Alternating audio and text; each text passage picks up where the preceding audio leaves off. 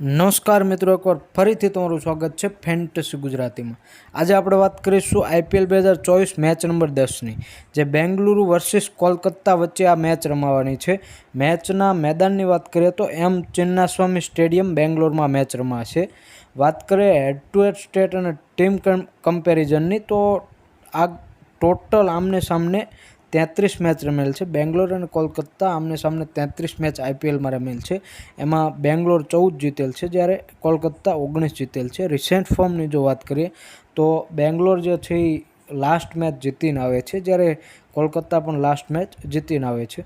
વાત કરીએ ચિન્નાસ્વામી સ્ટેડિયમના પિચ રિપોર્ટની, તો આ મેદાન જે છે એ બેટિંગ ફ્રેન્ડલી પિચ રહેશે. અને બીજું, બોલિંગ ફર્સ્ટ ટીમ જે છે એ ફેવરેટ રહેશે. મતલબ જે ચેસ જે ટીમ કરશે એ ટીમને જીતવાના ચાન્સ વધારે રહેશે.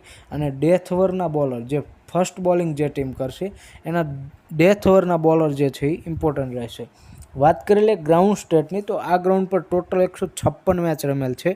એમાં બેટિંગ ફર્સ્ટ 69 જીતેલ છે અને બેટિંગ સેકન્ડ 85 જીતેલ છે.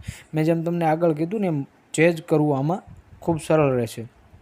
એવરેજ સ્કોર ફર્સ્ટ બેટિંગની વાત કરીએ તો 166 રન છે, અને હાઈએસ્ટ સ્કોર RCBનો 263 રનમાં 5 વિકેટ, જ્યારે લોએસ્ટ સ્કોર પણ RCBનો 82માં ઓલ આઉટ થઈ ગયેલ છે. અને આ ગ્રાઉન્ડ પર કદાચ 200 આસપાસ રન બને તો બની શકે છે. વાત કરી લે RCB ટીમ પ્લેઇંગ 11 શું હોઈ શકે છે બેંગ્લોરનું, તો વિરાટ કોહલી સાથે ડુ પ્લેસિસ ઓપન કરશે. ત્યારબાદ કેમરન ગ્રીન, રજત પાટીદાર, ગ્લેન મેક્સવેલ, અનુજ રાવત, દિનેશ કાર્તિક, M. લોમરોર અથવા તો યશ દયાલ, અલ્જારી જોસેફ, મયંક દગર, મોહમ્મદ સિરાજ, આ જે છે એ બેંગ્લોરની પ્લેઇંગ 11 હોઈ શકે છે. બેંગ્લોર ટીમ બોલિંગ ઇન્ફોર્મેશનની જો વાત કરીએ તો ફૂલ ઓવરમાં મોહમ્મદ સિરાજ, દયાલ, જોસેફ, ગ્રીન, ડગર અને મેક્સવેલ, આ જે છે એ ફૂલ ઓવર કરશે. સ્ટાર્ટિંગ ઓવરની વાત કરીએ તો સિરાજ, દયાલ, જોસેફ અને મેક્સવેલ જે છે એ સ્ટાર્ટિંગમાં બોલિંગ કરી શકે છે. ડેથ ઓવરની વાત, ખાસ ડેથ ઓવરમાં ધ્યાન દેજો. જોસેફ, સિરાજ અને દયાલ, આ જે છે એ બેંગ્લોર ટીમમાંથી ડેથ ઓવર કરશે. જો બેંગ્લોર ફર્સ્ટ બોલિંગ કરે તો 3 ખેલાડી તમારી ટીમમાં હોવા જોઈએ. વાત કરીએ બેંગ્લોર પ્લે સ્ટેટ અને રેકોર્ડની જો વાત કરીએ તો વિરાટ કોહલી લાસ્ટ જે મેચ રમાણી એમાં 77 રન કરેલ છે. ખૂબ જ સારું ફોર્મ છે, એટલે વિરાટ કોહલીને પણ તમે પિક કરી શકો છો.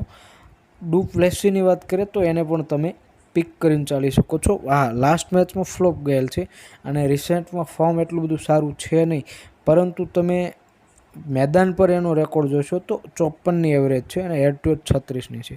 અને ડુ પ્લેસીને પણ તમે પિક કરી શકો છો. કેમરન ગ્રીનની વાત કરીએ તો જો કેમરન ગ્રીન બેટિંગ અને બોલિંગ બંને કરે છે, પરંતુ બંનેથી ફ્લોપ છે અત્યારે હાલ, તો એને અમે પર્સનલી ડ્રોપ કરીને ચાલીશું. અને આ મેચમાં કદાચ કેમરન ગ્રીનની ફૂલ ઓવર પણ 4 ઓવર ન આવી શકે, 2 જ આવી શકે, એટલે એને અમે પર્સનલી ડ્રોપ કરીશું. રજત પાટીદારની વાત કરીએ, તમે સ્મોલ લીગ રમતા હોય તો પાટીદારને આ મેચ માટે ડ્રોપ કરી દઈશું, પરંતુ રજત પાટીદાર એવો પ્લેયર છે કે ગમે ત્યારે ચમકી શકે છે, એટલે રજત પાટીદારને ગ્રેન્ડ લીગ રમતા હોય તો ખાસ પિક કરીને રિસ્ક લઈ શકો છો.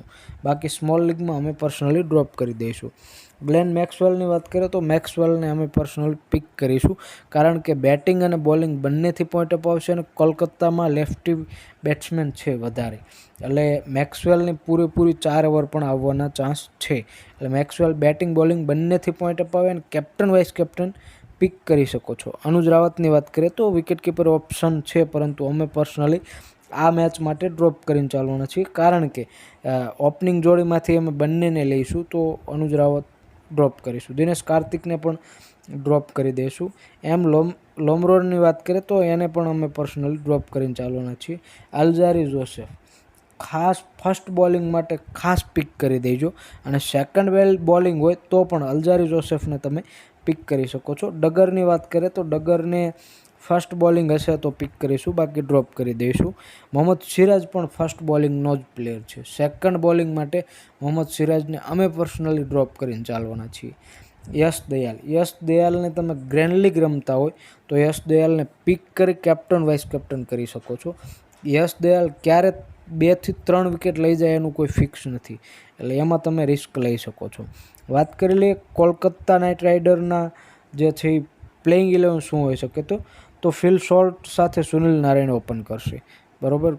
ત્યારબાદ વેંકટેશ અય્યર અથવા એસ શર્મા, શ્રેયસ અય્યર, નીતિશ રાણા, રિંકુ સિંહ, આંદ્રે રસલ, રામદીપ સિંહ, મિચેલ સ્ટાર્ક, એચ રાણા અને વરુણ ચક્રવર્તી. આ જે છે કોલકાતા પ્લેઇંગ 11 હોઈ શકે છે. હવે વાત કરીએ કલકત્તા બોલિંગ ઇન્ફોર્મેશનની. જો વાત કરી લે તો ફૂલ ઓવરમાં સ્ટાર્ક, રાણા, ચક્રવર્તી, સુનિલ નરેન, રસલ અને શર્મા આ જે છે ફૂલ ઓવર બોલિંગ કરશે. પાવર પ્લેની જો વાત કરીએ સ્ટાર્ટિંગની, તો મિચેલ સ્ટાર્ક, રાણા અને ચક્રવર્તી આ જે છે પાવર પ્લેમાં બોલિંગ કરશે. અને ડેથ ઓવરની જો વાત કરીએ તો રસલ, સ્ટાર્ક અને રાણા આ જે છે ડેથ ઓવરમાં બોલિંગ કરશે.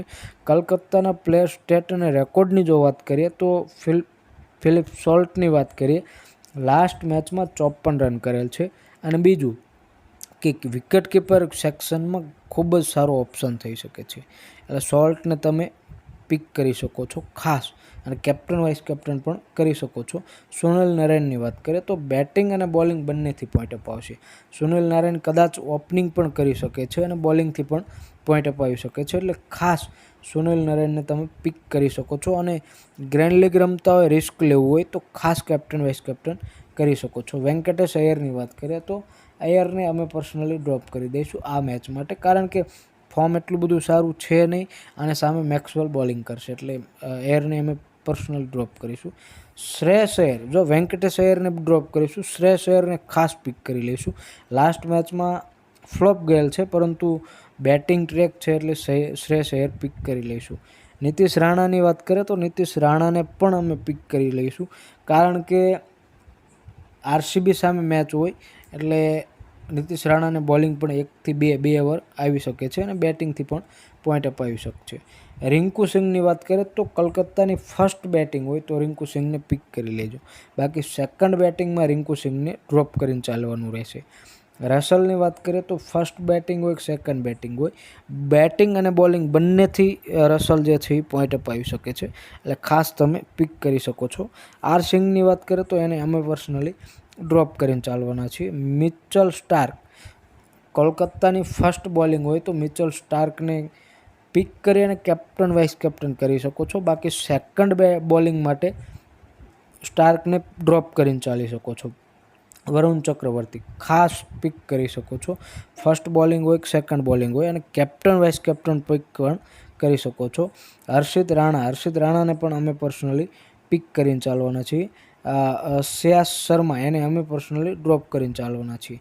જો આ રેકોર્ડ અને સ્ટેટ આધારિત તમે ટીમ બનાવી શકો છો, અને છતાં પણ ટીમ બનાવવામાં કોઈ પ્રોબ્લેમ આવે તો નીચે ડિસ્ક્રિપ્શનમાં લિંક આપેલી છે, અમારા ટેલિગ્રામ ચેનલને જોઈન કરી લો. અમે જે ટીમથી રમીએ છીએ એ જ ટીમ તમને ત્યાં મળી જશે, તમે ટીમ કોપી કરીને ડ્રીમ 11 રમી શકો છો. અને બીજી વાત, આ મેચમાં વિરાટ કોહલી કેટલા રન કરશે બધા મિત્રો કોમેન્ટ કરીને કોમેન્ટ બોક્સમાં જણાવો. વિરાટ કોહલી કેટલા રન કરશે, અને જેટલા તમારા ગુજરાતી મિત્રો છે બધાને આ વિડીયોની લિંક શેર કરી દો, જેથી તમને અને તમારા મિત્રોને ગુજરાતી ભાષામાં પ્રિડિક્શનવાળા વિડીયો રેગ્યુલર મળતા રહે. વિડીયો પસંદ આવ્યો હોય તો ખાસ વિડીયોને એક લાઇક કરી ચેનલને સબસ્ક્રાઈબ કરી દો અને બેલ આઇકન પ્રેસ કરી દો, જેથી તમને નવા નોટિફિકેશન મળતા રહે. મળીએ હવે આગલા વિડીયોમાં, ત્યાં સુધી જય હિન્દ, વંદે માતરમ.